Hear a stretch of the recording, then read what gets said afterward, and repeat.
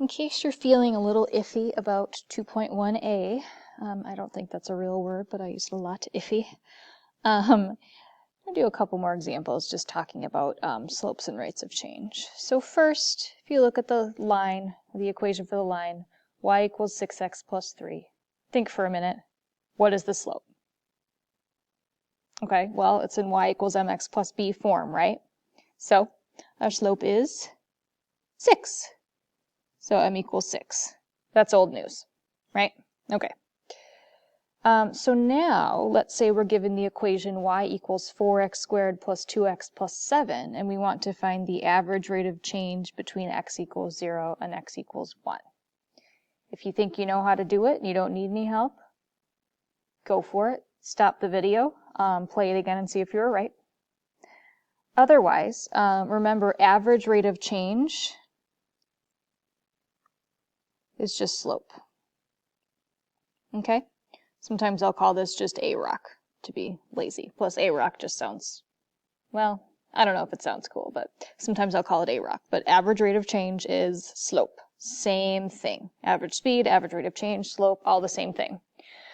So this is just our change in y over change in x, which will be f of 1 minus f of 0, so our y values, divided by 1 minus 0, because again our points would be 0 f of 0 and 1 f of 1. Okay? F of 1 would just be 4 times 1, which is 4, plus 2 times 1, so 4 plus 2 is 6, plus 7 is 13, minus f of 0, which will be 0 plus 0 plus 7, so 7, divided by 1 minus 0, which is 1. So our average rate of change then, 13 minus 7 is 6 over 6, or 6 over 1, excuse me, is 6. We don't really have any units, so we'll leave it at 6. Okay, that's our average rate of change, or our slope. So when you're asked for average rate of change, you calculate the slope just like that. When we're talking about instantaneous rate of change, so in this case we have our we have our equation again, the same one, y equals 4x squared plus 2x plus 7, and we want the instantaneous rate of change at x equals 1. And this I will sometimes call, a lot of the time, call IROC. AROC and IROC, average rate of change, instantaneous rate of change. IROC is useful because then you don't have to write instantaneous a bunch of times. It's a bit long. And my handwriting gets messy, which is fine, but whatever. IROC, AROC, good.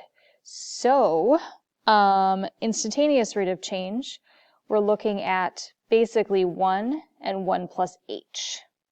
So then our points are going to be 1 f of 1, 1 plus h, f of 1 plus h. So this process, whenever you're finding instantaneous rate of change, it looks just like it did in the notes video, which you watched, right, really carefully? Yep. So here's our point. The only thing that really changes right here is the 1, okay, and what your equation is, but your general setup looks just like this. So now our slope, change in y divided by change in x, f of 1 plus h minus f of 1 over 1 plus h minus 1, which is, well, this is just going to go straight to h, right, because the 1's subtract. F of 1 plus h is going to be some annoying algebra, or some fun algebra if you like algebra. 4 times 1 plus h squared, again we're plugging 1 plus h into this, plus 2 times 1 plus h plus 7. Don't need the parentheses, but sometimes I like superfluous parentheses, they make me feel better, minus f of 1, which is just 4 plus 2, which is 6, plus 7 is 13, all over h. And now it's just algebra. So 4 times 1 plus h squared is 1 plus 2h plus h squared plus, well, this is 2 plus 2h plus 7 minus 13 all over h. Distribute 4 plus 8h plus 4h squared plus 2 plus 2h plus 7 minus 13 all over h. Simplifying time. All right, so now let's start with the h squared. So we just have, 4 of them. So 4h squared. 8h plus 2h is 10h.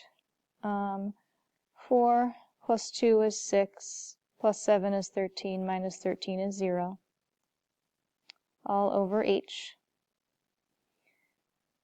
I always call this the heart method because it makes kind of a goofy looking lopsided heart.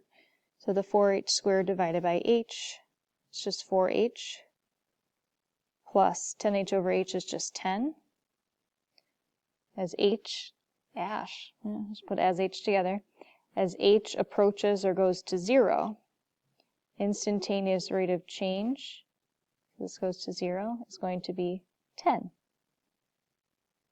Okay, again, our point is that h is 0. So going back to instantaneous rate of change at 1, that means we're comparing the rate of change at f of 1 and f of 1 plus h, make them infinitely close so that h is 0. That's the point. Okay? Hopefully that was somewhat helpful. Email me if you have questions.